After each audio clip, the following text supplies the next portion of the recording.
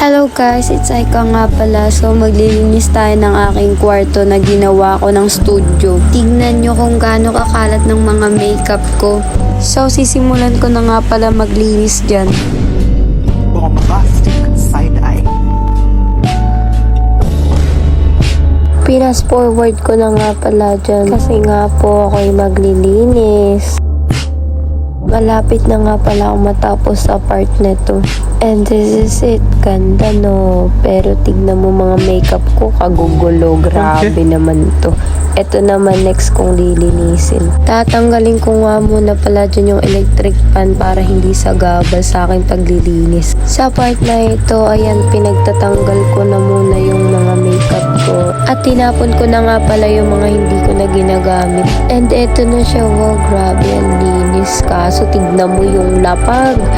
Ay nako, ayan naman next na lilinisin. Grabe pagod na ako yun kasi walang electric fan, nalimutan ko maglagay. Hilong-hilo na nga pala ako dyan pero tuloy pa rin ako sa paglilinis kasi masipag nga ako, diba? Pagod na ako.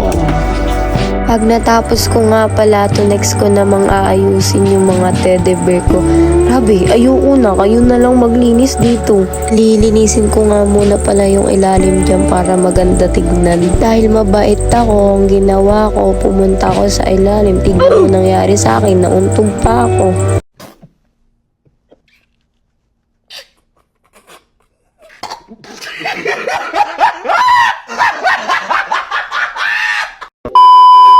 Pagkatapos ko nga mauntog dyan, ayan, tingnan nyo si Aika, nagpaka-sad girl na lang. Pwede ka bang maligo sa gabi? Pagpuyat ka at pawis na pawis ka, pwede. Ang hindi pwede, maging kayo. Char. Pagkatapos ko magpaka-sad girl, ayan, tuloy na ulit ako sa paglilinis. Wow, grabe ang linis and tignan mo kagugulo. Ay, nako, ang dami pang lilinisin. Naiinis ako, hindi lang halata. They ask you how you are, you just have to say that you're fine. You're not really fine. You just can't get into it because they would never. Pagkatapos ko nga pala dyan magtupak, ayan, tuloy na ako sa paglilinis. Tingnan mo itsura ko dyan, masaya talaga ako dyan kasi ang daming lilinisin.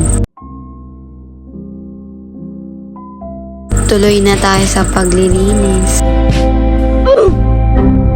Tatapusin ko na to kasi last na to, napapagod na ako. Binalik ko na nga pala sila sa pwesto nila para matapos na ako. Nagpahinga lang pala ako yan saklit as nagulat ako may lumipad na teddy bear.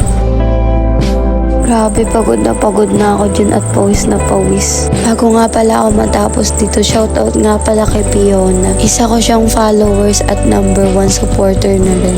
Thank you for always supporting me, Fiona Marbella. Sa part na to, malapit na ako matapos dyan kasi sinabihan na ako ni Mama bilisan ko na ako hindi babatuhin niya daw ako. I'm done na nga po and this is the final look guys. Ayan, malinis na siya, hindi na siya madumi. Pati yung mga makeup ko dito tulad kaganina. So hanggang dito na nga lang pala guys. Thank you for watching and always supporting me. Bye bye!